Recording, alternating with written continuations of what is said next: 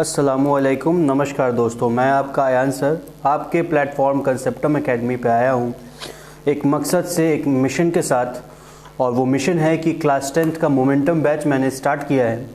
और momentum batch का ये मकसद है कि 45 दिनों के अंदर आपका सिलेबस कंप्लीट करूँगा ऑफलाइन, और कुछ वीडियोज़ ऑनलाइन भी डालूँगा जिससे आपको 45 दिन में कंप्लीट करने में बूस्टअप मिले। तो क्लास 10th का ये जो मोमेंटम बैच है, जो हमने वादा आपसे किया कि 45 दिन में सिलेबस कंप्लीट किया जाएगा, बिल्कुल किया जाएगा। हर साल की तरह इस साल भी कंप्लीट किया जाएगा। तो ये वीडियो क्लास 10th के लिए है लाइफ प्रोसेस का। स्टार्ट करते हैं लाइफ प्रोसेस से। तो लाइफ प्रोसेस एक ऐसा चैप्टर है जो काफ़ी अच्छा खासा वेटेज रखता है आपके सिलेबस के पॉइंट ऑफ व्यू से। लाइफ प्रोसेस में हम लोग जानते हैं कि क्या ऐसा मेटाबॉलिकल एक्टिविटीज़ है और कितने भी ऐसे मेटाबॉलिकल या फिर फिजियोलॉजिकल एक्टिविटीज़ है जो हम लोग अपने आम जीवन में करते हैं, जिसका असर हमारे दिनचर्या पे पड़ता है। चलिए स्टार्ट करते हैं। सबसे पहले लाइफ प्रोसेस के बारे में जानें तो लाइफ प्रोसेस में बहुत सारी चीज़ें ऐसी हैं जिनको अच्छे से कंपार्टमेंट में बांटा गया हुआ है। जैसे कि डाइजेशन की अगर बात करें, आप एक्सक्रीशन की, रेस्पिरेशन की, तो ये एक 10th क्लास क्योंकि एक जूनियर सेक्शन होता है तो इसको बहुत सारी चीज़ों को एक साथ मैस्ड अप कर दिया गया है। हालांकि सीनियर क्लासेस में नीट वालों के लिए ऐसा बड़ा समराइज वे में है, यही चीज़ जाके 8-10 चैप्टर्स में टूट जाता है सीनियर क्लासेस में। तो जो सबसे पहला टॉपिक लाइफ प्रोसेस का है, मैं ज़्यादा बात ना करते हुए सीधे टॉपिक पे आता हूँ। टॉपिक है हमारा डाइजेशन। बहुत फालतू बातें नहीं होंगी क्रैश कोर्स में, यानी मोमेंटम बैच में सिर्फ काम की बातें होंगी। डाइजेशन क्या है? डाइजेशन एक ऐसा प्रोसेस है जिसमें कॉम्प्लेक्स फूड को सिंपलर फूड में तोड़ा जाता है। ठीक है, यानी कि किसी भी कॉम्प्लेक्स शुगर को सिंपल शुगर में तोड़ने का काम किया जाता है। इसके अलावा इसके 5 स्टेप्स है जो आपको पढ़ना है: इंजेशन, डाइजेशन, एब्जॉर्प्शन, एसिमिलेशन और इजेशन। ओके, ग्राफिक्स आता रहेगा, आप देखते रहिए। चलिए इंजेशन की बात करें तो इनटेक ऑफ फूड को ही इंजेशन कहा जाता है, यानी खाना को अंदर लेना, खाना के प्रक्रिया को ही इंजेशन कहा जाता है। इंजेशन स्टार्ट कहाँ से होता है? तो इंजेशन हमारे माउथ से स्टार्ट होता है। माउथ में क्या क्या चीज़ें प्रेजेंट होती हैं डाइजेशन के लिए? तो टीथ होता है, टंग होता है, और इससे रिलेटेड सैलिवरी ग्लैंड होता है। लगभग 3 सैलिवरी ग्लैंड पाया जाता है, जिसमें से अराउंड 4 सैलिवरी, और एक नया सैलिवरी ग्लैंड का खोज हुआ है जिसके आने से 4 सैलिवरी ग्लैंड हो चुके हैं। ऐसे तो पहले पैरोटिड, सब मैक्सिलरी और सब मैंडिबुलर था, और एक और आया है जिसके कारण से सैलिवरी ग्लैंड की संख्या 4 हो गई है। तो इंजेशन समझ गए आप। इंजेशन एक ऐसा प्रोसेस है जिसमें इनटेक ऑफ फूड को ही कहा जाता है इंजेशन। अब बात करते हैं डाइजेशन, स्टार्ट करते हैं। तो बेसिकली डाइजेशन जो है हमारा माउथ से स्टार्ट होता है, यानी कि माउथ वो एक एंटीरियर ओपनिंग है जिसको लिप्स के द्वारा गार्ड किया जाता है, और यहाँ पर एक गड्ढा होता है जिसको फिल्ट्रम बोला जाता है। तो अपर लिप और लोअर लिप जो है माउथ को गार्ड करने का काम, यानी कि उसको प्रोटेक्ट करने का, गार्डिंग करने का काम करता है। उसके बाद इंटर करते हैं माउथ में। तो माउथ में जो सबसे पहला डाइजेशन में काम आने वाला जो है वो है टीथ। टीथ जो है वो इनामेल का बना हुआ है, डेंटाइन और पल्प का बना हुआ है। ये सब चीज़ तो हमें सीनियर क्लासेस में पढ़ना है। आप बस जानिए कि टीथ जो है एक्टोडर्मल है ओरिजिन में, और इसका काम है फूड को सिंपलर सब्सटेंसेस में कन्वर्ट करना, यानी कि सॉफ्टिकेशन और मास्टिकेशन करने में मदद करता है टीथ। ठीक है, अब 10th क्लास के लिए इंपॉर्टेंट है डेंटल फार्मूला। डेंटल फार्मूला की अगर बात करें तो डेंटल फार्मूला आपको बताया गया है। डेंटल फार्मूला, अच्छा आपको एक और चीज़ बता दूं कि लाइफ प्रोसेस का जो नोट्स है आपको डिस्क्रिप्शन बॉक्स में मिल जाएगा। डिस्क्रिप्शन बॉक्स खोलकर आप देख सकते हैं, नोट्स ले सकते हैं लाइफ प्रोसेस का। तो डेंटल फार्मूला चाइल्ड के लिए हो जाता है 2102/2102। अब ये 2102 क्या होता है? यहाँ पे देखिए 2102/2102 क्या है? 2 का मतलब होता है इंसीजर, 2 का मतलब होता है इंसीजर, 1 हो जाता है कनाइन, 0 हो जाता है प्री मोलर, यानी बच्चे में एक भी प्री मोलर नहीं होता है, और फिर मोलर।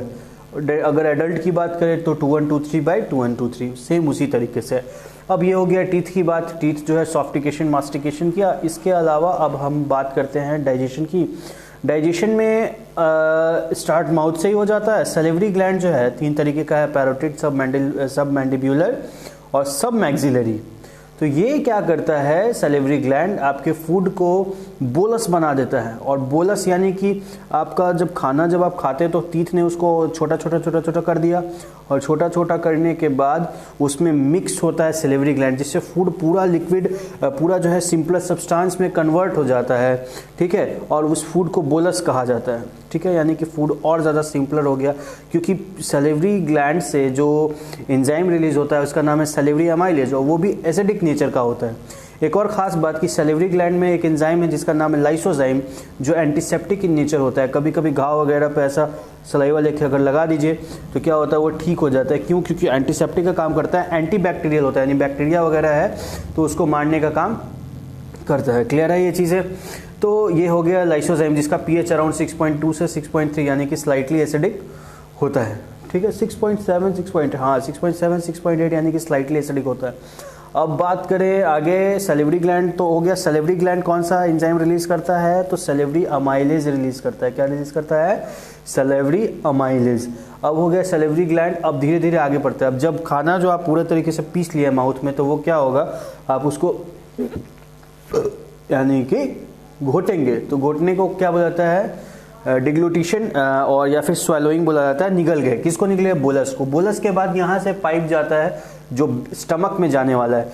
तो स्टमक जो है वो जे शेप बैग लाइक स्ट्रक्चर, आप यहाँ पे देख सकते हैं, ये जो डायग्राम है ह्यूमन डाइजेशन का। तो ये यहाँ पे जो स्टमक है, ये स्टमक जे शेप बैग लाइक स्ट्रक्चर है। हमारा स्टार्ट कहाँ से हुआ? ईसोफेगस से। तो ये जो ईसोफेगस है ना, ईसोफेगस 25 सेंटीमीटर का होता है।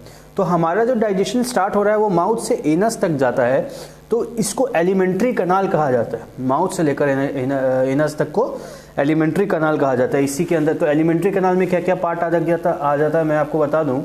एलिमेंट्री कनाल में आ जाता है ईसोफेगस, फिर स्टमक, फिर स्मॉल इंटेस्टाइन, फिर लार्ज इंटेस्टाइन, इस तरीके से चीज़ें होती हैं।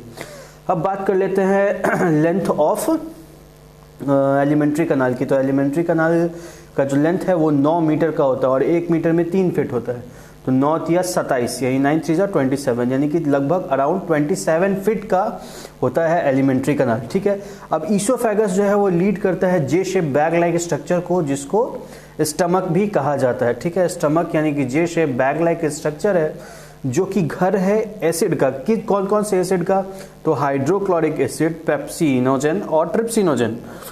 ये तो आगे की बातें हैं कि पेप्सिनोजन ट्रिप्सिन, अच्छा बता ही देता हूँ। पेप्सिनोजन और ट्रिप्सिनोजन जो है वो इनएक्टिव फॉर्म में प्रेजेंट होता है पैंक्रियाज में, जिसको एक्टिवेट HCl और इंटेरोकाइनेज करता है, ठीक है। यानी कि पीएच जिसका अराउंड 1 और 2 होता है, और वो एक्टिवेट होके फिर आ जाता है कहाँ पे? तो वह एक्टिवेट होके आ जाएगा स्टमक में। और जब खाना जब इंटर कर गया ईसोफेगस से स्टमक के अंदर, तो वो वहाँ पे डाइजेशन होने स्टार्ट होता है। यानी कि बोलस जो इंटर किया है स्टमक में, अब वो काइम बनने वाला है, यानी एसिड के साथ मिक्सअप होने वाला है, और मिक्सअप होके वो लिक्विड फॉर्म में पूरा तरीके से कन्वर्ट होने वाला है। चलिए 8 मिनट का वीडियो हो गया है। इस लेक्चर के लिए इतना ही रहने देते हैं, और नेक्स्ट लेक्चर में अब हम लोग बात करेंगे स्टमक की और एलिमेंट्री कनाल्स के आगे के पोर्शन की, ठीक है। Thank you. चैनल को लाइक करें, शेयर करें, सब्सक्राइब करें और अपने दोस्तों के साथ शेयर करें, और उनको बताएं कि कंसेप्टम एकेडमी में मोमेंटम बैच स्टार्ट हुआ है। हम लोग रात में, अभी रात का 10 बज रहा है, 11 बजने जा रहा है एक्चुअली 10 मिनट में, तो हम लोग इस टाइम पे शूट कर रहे हैं। दिन भर के थके हारे रहते हैं, फिर भी आपके लिए शूट कर रहे हैं। तो ये आपके फ्यूचर के लिए हम लोग काम कर रहे हैं। तो आप लोग का भी काम बनता है कि ज़्यादा से ज़्यादा लोग तक पहुँचाए, ताकि किसी का तो भला हो सके। चलिए ठीक है, धन्यवाद, गुड नाइट।